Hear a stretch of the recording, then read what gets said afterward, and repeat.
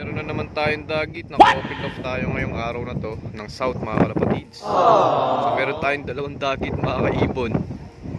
Ayan no. Yung isa ang singsing. Ito yung tinututo kong to. Tapos may malatang inakay pa. Tapos yung isa double banded mga kalapatids. Ayun no. Inakay din mga kalapatids. So naka-open off tayo ngayon. Actually yung isang to, ito. Naka-open off tayo ng kahapon. Pinagsara ko na to ng trapdoor. Kaso dito pa rin siya ngayon, no. Di natin alam kung anong mangyayari. Kasi pag may dagit, di na natin talaga pinapapasok. Tsaka binubugaw natin. Kung papasok ba sa loft natin mga kalapatids, tapos obserbahan natin yung dalawang dagit na to. Kasi kawawa din naman. Baka gustong makondisyon muna bago makauwi ng loft nila. Kasi ganun yan minsan wala silang lakas ng katawan makauwi sa mga bahay nila, sa loft nila. Tayo naman hindi naman tayo nagbibigay ng dagit, no? So lagi tayo nagpapakawala ng dagit mga kalapatids. Kasi magandang practice yan. Kung sanay kayo na yung dagit hindi nyo pinapatuloy sa loft nyo, kumbaga kasi isipin nyo may nag-aabang na may-ari talaga sa kanya. Pero at some point, minsan yung mga dagit hindi rin talaga nakakauwi sa totoo nilang loft. Talagang naliligaw na sila, naghanap sila ng bagong loft. Kaya yung ibang fancier, pinamimigay din yung dagit. Kumbaga ibinibigay sa ibang mga tropa, mga ganyan. Pwede naman mga kalapatids. Pero dito sa atin kasi talagang pinapakawalan natin. Kasi para andun pa rin kasi yung chance na makabalik sila sa loft nila. Di matutuwa yung yung may-ari, yung totoong may-ari. So ayan nga mga kalapatids. So ayan yung dagit Ayan, ginugulo sila ng mga ibon natin. So tingnan natin mamaya kung papasok ang dagit. Tapos obserbahan natin. Kasi medyo umambon na. I-close lock ko na to para makapagpahinga sila sa loob. Kasi baka mamaya madisgrasya pa sila. At saka magkasipon kasi nga umambon, di ba? Kinukondisyon natin sila ngayong week kasi next week na ulit. Balik na sa may pagsanhan site yung training. Tsaka ayun yung isang dagit sumisilip pa, wala tang young bird ayun lumilipat pa nga. Ayun napakagandang ibon double banded ka pa. Check natin mamaya yung singsing nya, double banded mga kalapatids. Yun tropa kalapatids, meron tayo dito double banded na dagit, no? So yun alam mo naman, medyo natin bubugawin natin yan. Baka may-ari niya naghihintay mga tropa kalapatids, no? Ayan pa yung isa mga tropa kalapatids.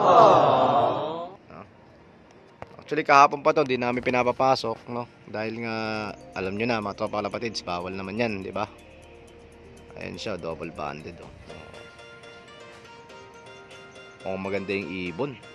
Ito naman, siguro stock to, di natin masabi, no? Maganda din naman mga tropa kalapatids, di ba?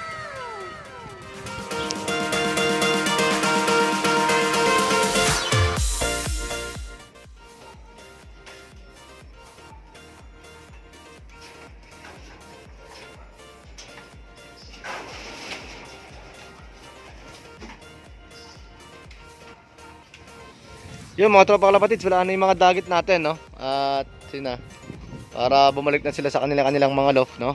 And then kasi yun nga, di natin mamaya may sakit yung ibon mga tropa kalapatids, di ba? So di natin alam, no? Mali mo naman malakas, di ba?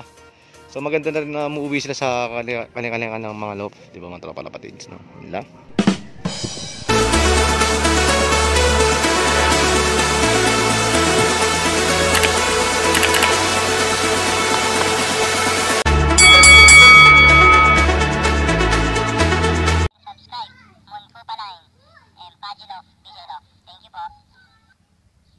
Kalapatids, lahat na nag-ibon sa Pilipinas, this is BJ Lop, Mungko Palay, nagbabalik. Yan. Tama natin mga pinsan natin dito sa Binangonan ngayon, mga tropa kalapatids. Kuya Joms, anong oras na? Ang oras na 1:30. 1:30 PM, no? Dito na kami, no? Ito natin itong ibon, 1:30 na sa Binangonan tayo ngayon, mga tropa kalapatids. So bundok, tabi ng bundok, mga tropa kalapatids, no? Ito kasi yung namin, parang province namin dito sa ating sa Metro Manila, malapit kasi to, no? Mga tropa kalapatids, no? Yan. Tapos yung ano, yung bay. Lex, di ba ano, Laguna de Bay na yun, di ba? Yung dulo niyan, yan. Laguna de Bay na kasi yan, nandyan. Yan. So, yun, sinadya natin yung mga ibon dito na mga tropa kalapatids para maibato na rin, no, tanghali, no. Wala pa si Utol, wala mag-aabang doon pero nakabukas yung trapdoor. No, 1:30, no. Oh, Kuya Jom, shoutout ka muna. Shoutout sa pamilya ko, sa mga Mukupa family. Ayun. Ikaw, Alex, oh. Okay. Shoutout sa ano, sa Mukupa family. Tapos dito sa mga tipong kalapatid sa atin sa Binangonan. Mag-subscribe kayo sa ano, sa pinsan ko. Yun, Mungko pa line, no? DJ Lop, yan, no? Mamaya, set up natin to. Ito yung mga pamangkin namin, no? And then, ano, iano natin to. Tayo mo sila Tito Jemo. Tsaka si Papa mo. Yun, eh, mamaya, babato na natin to mamaya sa, ano, mapahinga na natin ng saglit, no? Release ng kalapati natin, ha? Tuturuan kita, alisin mo lang tong dalawa na to, ha? Jervis, si JD, tayo naka-brief pa, bongkay na yun, baby pa, mamaya na, baby, oh. Ayan, dyan, mamaya na, bibilangin ko, shoutout ka, pero Mel. Yo, shoutout sa mga baliw dyan. Yun. Ayun, ayos yan. So, ano, handa ka na ba? Huwag kang aayit. Sabi ng anak ni Alex, huwag kang aayit. Tangin, huwag na aalis. Ikaw, JD, bilang ako, ha.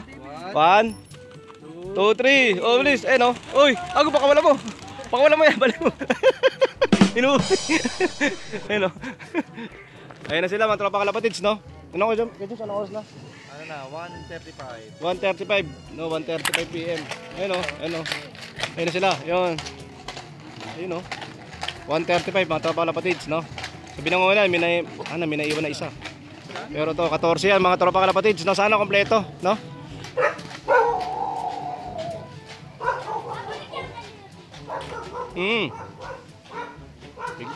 Ayun, ayun pa rin sila mga tropa kalapatids, oh. Ayan. Medyo tumutuldok. Baby. Pupuntahan sa inyo? Uwian doon sa Fairview, no? Fairview. Ayun sila, oh. Sabay-sabay yung squad, mga tropa kalapatids, oh. Bakit marunong na sila umuwi sa Fairview? Siyempre, pinuruan natin sila, di ba? Para umuwi. Tsaka may may mga pamasahe na yan. Sige, bibigyan kita, huwag ka mag-alala. Ayun sila, ayun. Shoutout ka, JD. Please. Shoutout. Ano? Shoutout sa kapatid kong mga asar lagi. Nang-asis, sino pangalan niya? JM at JP. Kaya lagi may sunto. Lagi daw may sunto. Yo, mga kalapatids, time check tayo. 2:30 PM mga kalapatids. So, nagbato nga daw si Kuya sa Binangonan. So, check natin kung ilan yung ibon yung nakauwi, mga kalapatids. Alright. Hindi ko alam kung anong oras na binitawan, pero ang sabi ni Airpat, sa Binangonan daw. So, ito yung mga ibon. Kompleto kaya. Bilangin natin mga kalapatids. 5. Kulang isa. 6, 7, 8, 9, 10, 11, 12, 13. Kulang isa mga kalapatids. Ito. Kulang na naman. Sino kaya yung makulit na yun, mga kalapatids? So, kompleto yung off color natin. So, sa mga solid color tayo nawala na naman. Mga kalapatids. Yan. Natin, mga kaibon, ha. 13 birds pa lang yung nandito. Naku po. Delikado nga magbitaw dun sa Binangonan kasi nga medyo pababa yun ng bundok, eh. Then, malapit na rin siya sa Laguna Lake, no, mga kalapatids. Ito palang ibon natin, no. Kulang pa tayo ng isa. Ang alam ko, 14 birds yun nandito, mga kalapatids. Check, mga kalapatids. 4 PM, magpapakain na nga tayo ngayong hapon, mga kalapatids. So, check natin kung kompleto ng ibon natin. Nga pala, may hiniwalay tayong isa. Ayan, no, si PHA natin. Ayan, PHA. Tawag natin sa kanya PHA muna. So, hiniwalay natin siya kasi kanina napansin ko nung unang paratingan. May one eye cold yung mata niya. So, ngayon ginamot natin siya. So, mabilis lang naman magamot ang one eye cold, no, mga kalapatids. So, bilangin natin yung ibon natin. 14 birds yata yung pinakawalan ni Kuya. So, dapat 13 to kasi yung isa nasa labas. 1, 2, 3, 4, 5, 6. 2, 4, 6, 8. 10, 12, 13. Okay. Yan, mga kalapatids. Kompleto ibon natin. Yan, 2, 4, 6, 8, 10, 12, 13. Tapos pang 14 yung nasa labas, mga kalapatids. So, yan, kompleto ibon natin. Binangonan. So, ngayon week, napahinga sila ng isang linggo. Kasi nga di tayo nagbabato sa sa Laguna side, no. Yung sa SLEX side.